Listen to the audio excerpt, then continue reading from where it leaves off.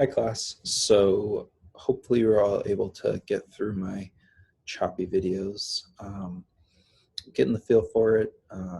It's going to take a little bit of getting used to, I think, to get these out in a smooth and kind of straightforward professional way.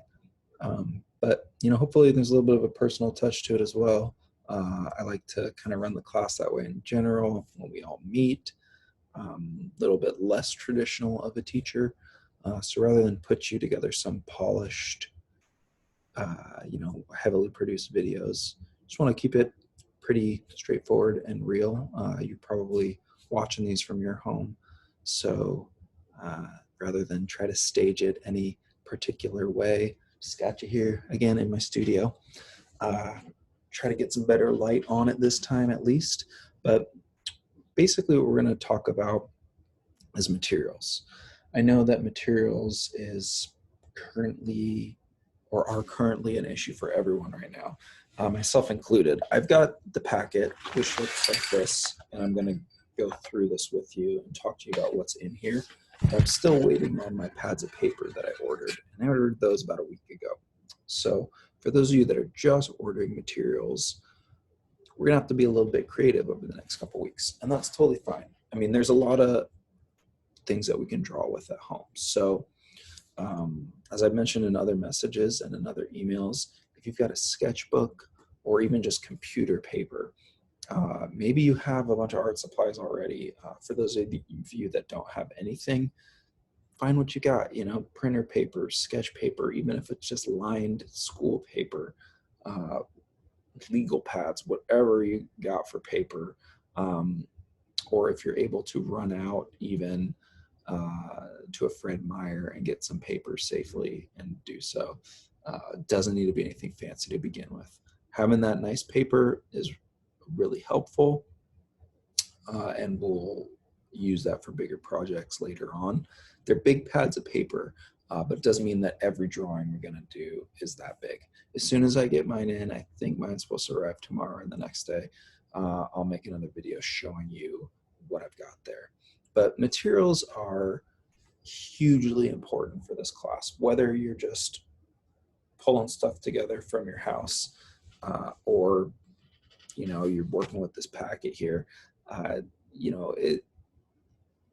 It's the foundation for drawing, basically. Like, you can't make a good drawing unless you understand how to use your materials. It's the building block. It's step number one. So sometimes I'll use the analogy that, you couldn't build a house if you don't know how to use tools. So you might understand in your head how you want this house to look and conceptualize it, but if you don't know how to actually use those tools, you can't build the house. I mean, you can learn a lot of things on YouTube, but like we said earlier, a lot of what you get out and how good you get at drawing is really going to come down to how much time you spend. And most of that time spent is mastering your tools and how to use them in different, unique ways. So it's just something that takes a little bit of practice. You might be someone that over the course of the semester realizes that, hey, I really like using charcoal, and that's what I'm going to stick to. Or you might be someone that really likes pencil for those reasons. If all you've got at home right now is some computer paper and pencil, or even like a ballpoint pen or anything, just try to master those for now. Really, our first exercise that I'm going to talk to you about after I go through these materials is getting to familiarize with yourself with those tools. What kind of marks can you make outside of the traditional mark that you're used to making with a pencil? You hold a pencil a certain way and you draw or you write with it. What if you hold it a different way? What if you add varying amounts of pressure? So they're all things we're going to get into. But I have my packet here, and I just want to show you what's in here so you have a sense of what's what and kind of what we use it for. So once again, the packet comes in a little kit like this. Like I said, we're just missing the 2 pads of paper. One of those pads is nice, heavy weight drawing paper. It's got a little bit of texture to it. And then the other pad is just newsprint. So it's like newspaper paper, but without print all over it. And that's the stuff we just use for a lot of these exercises and a lot of just, you know, like quick stuff that you'll go through. The projects are, and the nicer paper are the things you use for your longer projects or longer drawings. And I'll make sure to specify all that in any kind of assignment post for an exercise and or a project. But as far as this packet, basically quite a bit of stuff in here. And I'll just kind of run you through what I've got. So we have 2 different types of charcoal. This one is this pack of compressed charcoal. I don't know if you can see that focuses in there for you. But compressed charcoal is basically a really hard compressed stick of charcoal. Like it's made in a press, and it goes on really dark. This charcoal still has, you'll see there's a 2B, a 4B, and a 6B, and we'll talk about what that means, but they're all pretty dark. 6B being the darkest, 2B being the least dark while still remaining dark. So yeah, it's a small amount of charcoal, and if you really like charcoal, you might decide that you want more of this. But this stuff, you know, it doesn't go on super easily compared to our other charcoal, the vine charcoal, but it's really hard, and this actually lasts a bit longer than this vine charcoal. It takes a little bit of work, but you can get your paper just pitch black with one of these if you need to. Or with this vine charcoal, it looks like these more kind of organic looking sticks. So they're not factory pressed straight. They're more kind of wonky, just sticks, charcoal sticks. Looks like some of them they even got kind of right off of a tree branch, basically. But this vine charcoal is quite a bit softer, and it goes on really easily, and it's good for covering large area. But the issue with this vine charcoal is you're never going to get it black, like the sleeves on my sweatshirt black, like you will with this. So, you know, they're for different purposes. This you can sketch with really lightly and nicely. And then this stuff, it's hard to make a light mark with this. Like this is going to go on pretty dark out the gate. So if you wanted to kind of start really soft and sketchy, this vine charcoal is going to be the go-to. We're going to experiment a lot more with this, and we'll get deeper into it. But like I said, this is just a general rundown of what you've got in there. The next similar charcoal-esque product is these 2 sticks of these like white Conte crayons. It's basically white charcoal. I don't even think it's actually charcoal, but it's not quite a pastel, but they're used a lot with charcoal. You can use them with pencil also. The paper that you're going to get is kind of a natural white, so it's almost an off-white, not a bright, true white. Not like computer paper is white. It's white, like, you know, kind of more like this kind of paper. It might be hard to tell. This is like a watercolor paper. So you see the difference between a printer paper and this. Like your paper will have more of this kind of natural white or antique white. So with that, it's nice to bring out more highlights with these Conte crayons. I think that these are best to use at the very end of a drawing. Like you do your whole charcoal drawing at the end, you need to pop a few highlights places because it can get mixed into the other charcoal or even pencil graphite that's on a page and get really muddy. But that's just my experience with it and kind of the issues I've dealt with in using it. Everyone's got different handwriting. Everyone's going to draw differently. Everyone's going to figure out different things that work for their materials. When I said in our first video that you know, I can't teach you how to draw and I can only give you these guidelines and tips, talk to you about technique and whatnot, build kind of a scaffolded course for you. Your practice and the time you put in is going to be what really teaches you, and you're going to develop your own style and your own handwriting. I could show you exactly how to do something and then that might not work for you. You know, you might have to figure out some different things. So once again, our first exercise is just going to be about that, like figuring out what works for you, how you like to use the materials, getting some experience using these. If you've never used charcoal before, or you've never done much drawing at all, I mean, you never handled these materials. So you need to spend some time just getting some experience with them, and then you'll be that much more comfortable to actually start drawing. So next, in this big main pocket, I've got an X-Acto blade. The packet's pretty straightforward. It doesn't come with any additional blades. I go through these a lot because I do a lot of cutting in my studio. Back here, you can see I've got, I keep like a packet of 45 to 100 of these at any time, because I do go through a lot of them. The blades can last a while and they'll cut for a while, but at a certain point, I feel like they get more dangerous, and when they get dull, like you've heard that's probably safer to use a sharp knife than a dull knife, because it's just easier, I think, in the long run to cut yourself. I'll talk to you about using these at times because it sounds pretty silly, and do demos where it's like, this is how you watch out not cut your finger off. And people will sometimes say, oh, it sounds pretty straightforward and obvious, but almost every semester I've had someone slice themselves pretty bad with these. So just be super careful. What else do we have in here? There's a foam brush in here. Sometimes I think that these are really nice for collaging. In order to keep the cost down a little bit, we left the gel medium out of here because we didn't really use it all that much. It's just basically glue, acrylic medium, so that's not in here, but we still have a brush for collage purposes. Even if you want to do some gluing and you've got Elmer's glue or whatever, you can use this brush to kind of brush out your glue and smooth it out. They're super cheap. It's like $1, and if you wash them real well after each use, they'll last you for a long time. I go through a lot of these actually. You can also use them to push around charcoal, experiment with it. Got a big can of workable fixative.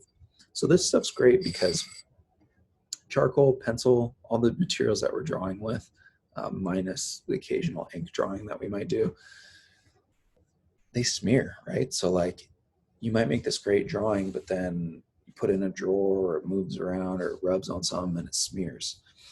So this stuff, I'll actually record a demo or send a demo of someone actually using this, but it seals it. And you can also work in layers. So this is something that we'll use for the future and for our nicer projects. So don't worry too much about this now for our current exercise.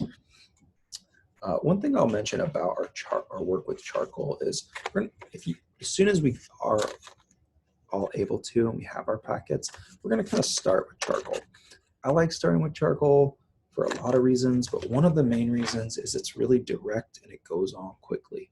It forces you to be less careful. Where pencils, it's hard to be looser because they're so soft and light and precise, and it's hard to get a dark mark. So everyone makes these really light drawings and they're very careful. Where the charcoal, it just goes on there. And that said, it's messy. So don't wear your nicest clothes when you're drawing, or find a space that you're able to make a little bit of a mess. I think we talked about this in the first video, but springtime, it might be nice out. You can set up a little table outside if you have the space to do so when you're using your charcoal, or just throw an old sheet down underneath you that you can wash afterwards. So in this other pocket, we've got one charcoal pencil. So I love these charcoal pencils. This is a 4B soft. And like I said, here in a minute, when we talk about these pencils, I'll talk to you about what all those numbers mean. But sometimes these are a nice kind of bridge between the pencils and the charcoal. Like the charcoal's messy. Every time you touch it, it's going to get all over your hands. Some people just don't like to get their hands dirty, so they'll gravitate more towards a pencil. But like I said, that pencil, similar to these vine, or they call them pure willow charcoal, but it's vine charcoal. Pencil, you're never going to get it black like you're going to get black this compressed charcoal. So these are kind of a nice bridge in between the pencil and charcoal. It's still charcoal, but it's a pencil, and it's a little bit cleaner and less messy. It's still going to create dust on your page, but it's not going to get your hands as messy. And you can sharpen the tip of it in a pencil sharpener, keep it nice and clean, so or nice and sharp, and get in on some super nice detail work. So I only put one of these in here because I didn't used to put them in at all. They're quite a bit more expensive. Like one of these costs almost as much as this whole packet. So like in a way, I'm able to accomplish everything I need with this packet. But for some people, they really like to have these as well. You know, you can sharpen this with the pencil sharpener. You can sharpen these if you just get a little bit of sandpaper. Sandpaper, just hit it real quick, get a nice little fine tip on your charcoal. So then as far as our pencils go, we have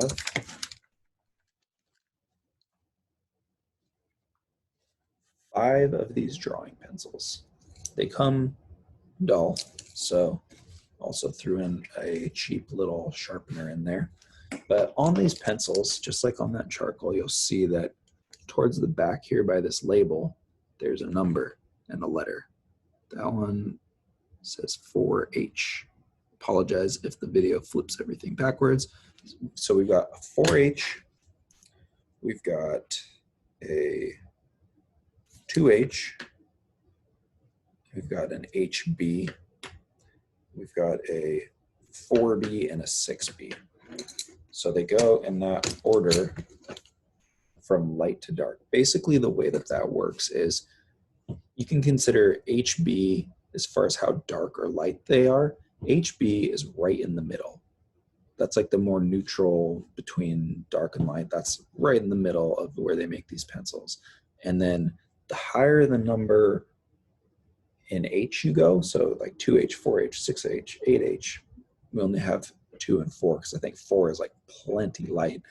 The lighter the pencil gets, meaning that the harder the actual graphite is in there, so the less of it transfers over to your page. So as far as pencils go, the harder that graphite gets, the lighter it'll be. The softer it gets, the more graphite will transfer on your page and make a darker mark. So HB in the middle, as the numbers get higher in the H, they get lighter, and as they get higher towards B, they get darker. So your 6B is going to be your darkest pencil. So it's nice to have the variety of them. Like if you're just starting out really light sketch, use your lighter ones and work your values up to get darker and darker. All stuff we'll get into, but for the meantime, just experimenting. See what kind of marks you can make with each. How dark and how light can you go with each? Like what different types of mark can you make? So we also have these two graphite sticks in here. They're both pretty dark. So we've got this stuff here in this packet. We're getting through most of it. It's not to say you can't use other things. Like maybe you don't have your materials yet. You're going to have to use other things. Maybe all you have is one red Sharpie. That's it. Well, we're going to have to make that work for the next couple weeks. I know some artists out there that only draw with Sharpie and make incredible work, are super well known, and can draw anything. So maybe you have ballpoint pens, but maybe you do have your packet. And even when you do get your packet, you can always get more. Like if you like these, get them in different, you know, maybe you get an HB, maybe you get some really light ones. What I love about these is that pencil, I really like it. It's delicate, it's meticulous, it's careful, but it's really hard to fill in a big area on a page with pencil. So you can get these graphite sticks, and then all it is it's like a crayon, but it's just made out of graphite. Sorry. So you can get huge coverage on something like this, or with something like this on a big piece of paper. So if you had big areas to fill in, this kind of, and you're stuck with using your pencils only, and that's all you want to use, you don't want to mess with charcoal, these are going to be your friend. You know, in that slideshow, we saw someone like Joel Daniel Phillips, and he did the big portraits of the figures, and contemporary, really hyper realistic. But he's able to figure out a way to combine them all because they have, you know, each of their benefit and their strong points and their weak points or whatever. So actually, like figuring out what works best for you, all of them, being able to combine them seamlessly in a way that just looks like one drawing and not kind of pieced together. That's kind of the idea or ideal. So then we've got 3 different erasers in here. I've got a Staedtler Mars plastic eraser. We've got just a regular old pink eraser. And then we've got this kneaded eraser. Sorry. Kneaded eraser. And they all kind of work a little bit differently. These kneaded erasers, what they do, how they work actually is we'll get a lot more into using our erasers when we get into subtractive drawing. So starting next week, we're going to focus on additive drawing, and then we'll get ourselves into subtractive drawing. But these erasers peel off the plastic, and it's kind of like a piece of Play-Doh or something. When it comes to, you can use it and erase from it, but the best thing to do when it's new, it'll be really kind of cold and stiff, and you just stretch it and fold it over itself. Stretch it and fold it over itself. Sometimes, like when I start drawing, the first thing I'll do is just get my eraser ready because it'll warm up and get easier and easier to use. You just like stretch it and fold it on top of itself. And these are great, these kneaded erasers, for using to remove large areas of charcoal. But what will happen is they'll get covered and get black and sooty really quickly. And so then you just kind of turn it, and then when the whole thing's dirty, you just kind of start kneading it like almost like a piece of bread. It's really difficult at first, as you can see, but after it warms up, it'll go a little bit easier. You can also like break off a piece of it, and then just, if it's easier for you, just like knead a smaller piece of it. And then once it gets warm, you can see it just gets easier to use. And so it'll clean itself basically. And then you've got clean space and you can erase again, and then you'll do it again. These are pretty cheap and they'll last a good while, but you know that they're spent when you've kneaded it, and it's just you're not getting a clean erase anymore. It'll turn pretty gray, pretty fast, and almost get to the point of just being black, no matter how much you knead it.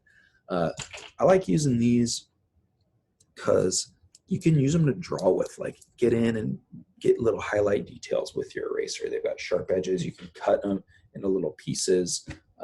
You know, some people prefer some erasers over others. Erasers are cheap, so I put one of each in there.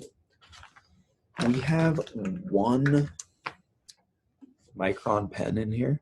These micron pens are awesome because they're waterproof. So like if you were gonna, you know, do ink washes over a drawing, or you wanted to mix some mediums down the line and do watercolor with it, these micron pens are great because you can draw and then watercolor over the top of them, and they're not going to smear everywhere because the ink is waterproof once it dries. It's also archival, meaning that it'll last. Your drawing, if well taken care of, will last forever. The ink won't fade or change color. So yeah, I only put 1 of these in here because we're going to play with hatching and different ways of building up ink. And they're nice to have. So they're not super expensive, but basically they come in different sizes. So like this is a 01, which I think is the smallest size that is worth having. They go up all the way to 08. And then you can even get brush tips. You can see the tip of this thing is pretty small.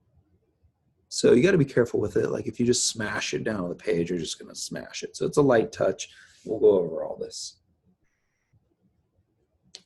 Some of you really might like doing this kind of work, like stippling, hatching, that sort of thing. And then you can order some more of these. I've got, you know, just tons of them. It's like a whole zone full of them back here that I'll draw with. And then I put a couple brushes in here. Originally, these brushes were here.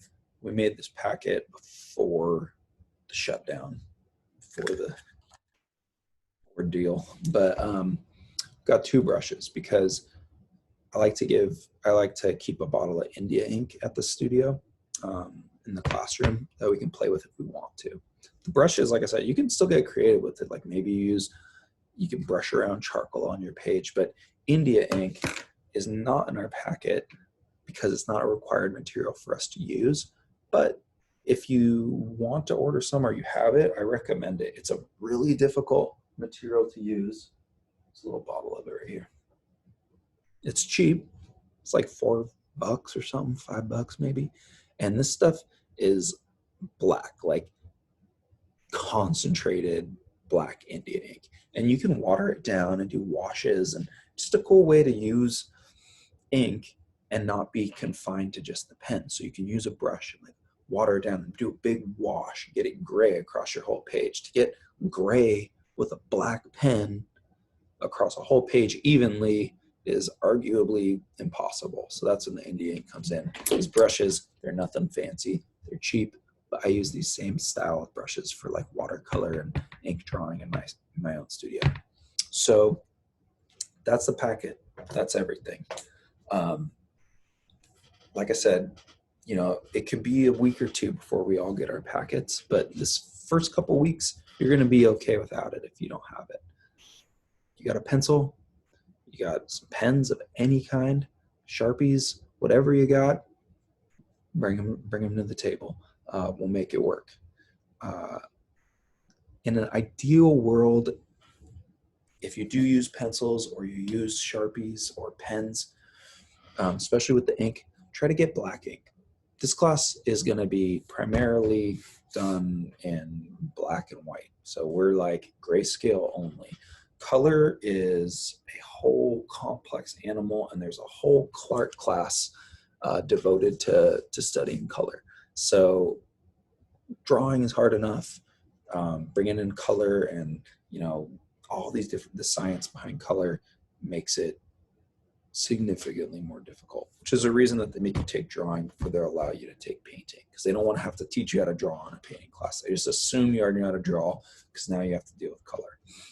So like I said, if all you got is a red Sharpie and your whole arsenal and some random scrap papers, we'll make that work until you get the other materials.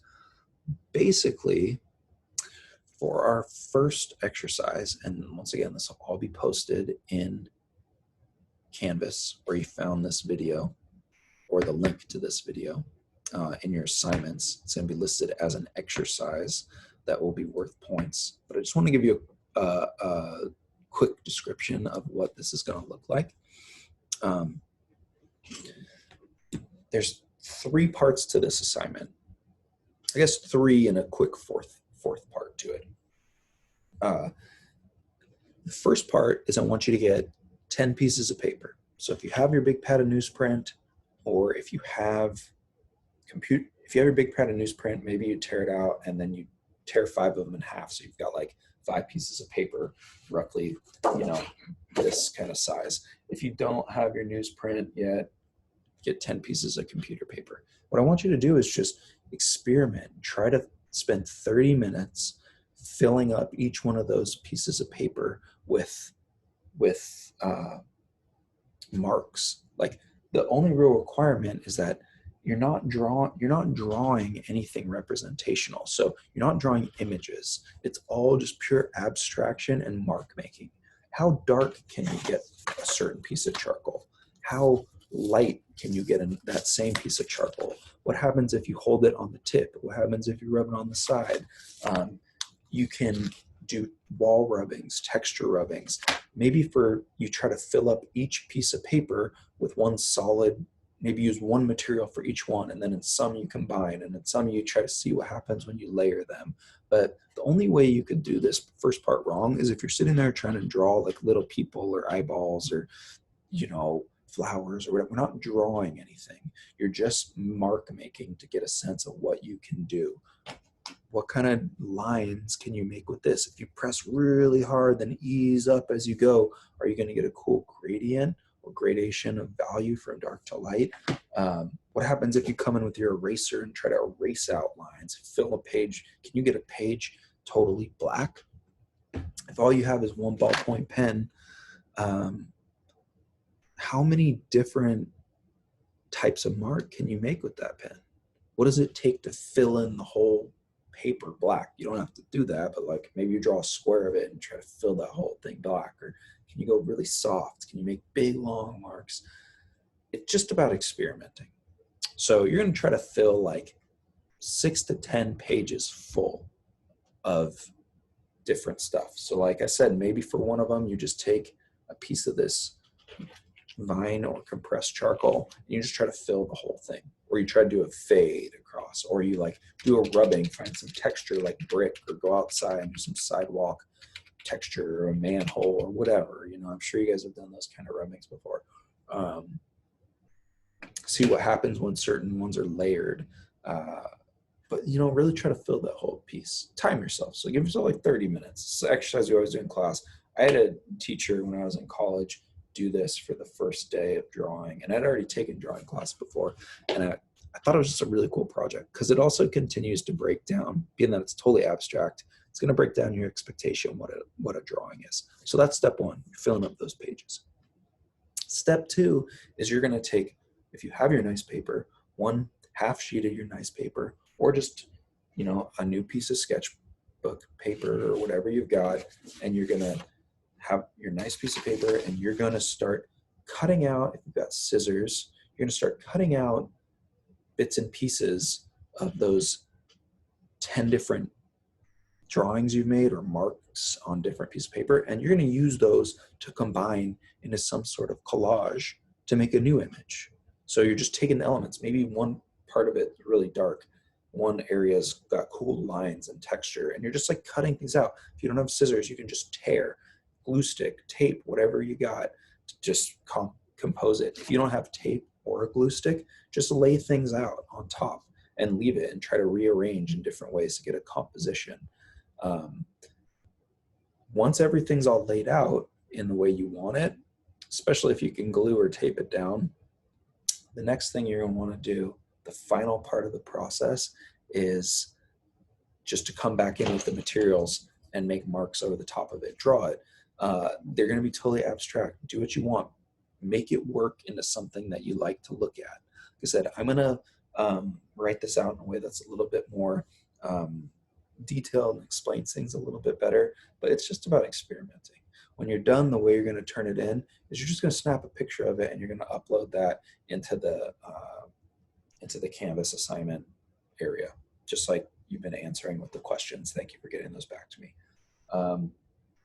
There might be some other materials that are worth having. I've got a bunch of these kind of rulers around. This ruler has this cork back. I put a piece of tape over it because it tends to get kind of just like absorb charcoal and get messy. But these rulers are really nice. They're, you know, they're not cheap. It's like a $12, $15 ruler. But I got this thing from Harbor Freight. It's 4-foot ruler for like $2. So you can do this on the cheap. Like find stuff from Harbor Freight. They've got all kinds of different stuff, squares and rulers, and you know, you may find some kind of board that you can draw on. What are you going to keep your stuff in? We've got this packet. It's a nice way to keep things organized. But if you already have materials or you're piecing it together, you can get like a little toolbox or, you know, little storage organizing containers to keep your stuff in order, set up your space. I also like to have rags around. Charcoal's messy. It's nice to be able to wipe stuff off. So you can buy a bag of rags or just tear up some old funky t-shirts, like your old pajama shirt or whatever. Rags are a good thing to have. Other than that, it's pretty straightforward. I'm going to post all this info to the assignments page, so you should have a better sense of what you're doing. But just to recap, step one is experimenting on 6 to 10 different pieces of paper, trying to make marks and just experiment with what each material can do. I don't want to tell you too much about what each can do or show you, because I want you to figure that out and experiment. What can you figure out to do with these different materials? And then from there, you're going to take those individual pieces and you're going to combine them into one image, one drawing through collage. So you tear them, glue them, tape them down. If you use tape, like say you've got blue masking tape, tape over it, that's going to be part of your composition, right? So outside of just using these different modular kind of marks you've made to make one whole image, you're thinking about composition, which is something we're going to get into. Don't just haphazardly put stuff down. Like, do it in a way that you think looks cool. That's subjective, but you'll know. You're like, oh, I like it or I don't. And if you don't like it, just keep making adjustments till it's something that you like to look at. You can get weird with it. Like, for the final part of it, if you've got stuff glued down, you could like cut this into a weird shape. Like, when you draw back over it, that's part number 3, and you can do what you get. There's no rules for this. It's pure experimentation. When you're done, you're going to snap a picture of it. So like I said, if you don't have glue or tape of any kind, just arrange things and maybe like snap a pic, rearrange, snap another pic, send me the different arrangements you've made. I heard back from a lot of folks that a Zoom meeting will work. So I'm going to double check that in the morning. It's Wednesday night, pretty late. So I'm going to double check people's responses in the morning. And if it looks like a good amount of us have replied in the affirmative, then I'll try to set up a Zoom meeting. It's not a requirement, but it's just an opportunity for us to all see each other's faces and get a sense of our drawing community, even though we're in isolation doing this on our own. So keep an eye on your canvas. Let me know if you have any questions at all. Appreciate your patience. Get those materials as soon as you can. Use what you got. Ultimately, this first week that's coming up is our first week we're going to get into like the nitty-gritty traditional of drawing. This is about experimenting with materials, just getting a sense where we're at. So even if you only have basic stuff for next week, you'll be okay because we're just dealing with lines, and you can draw lines with the pencil pretty easily, or pen. So thank you. Appreciate you guys as always, and look forward to trying to talk with you over Zoom soon. All right, take care.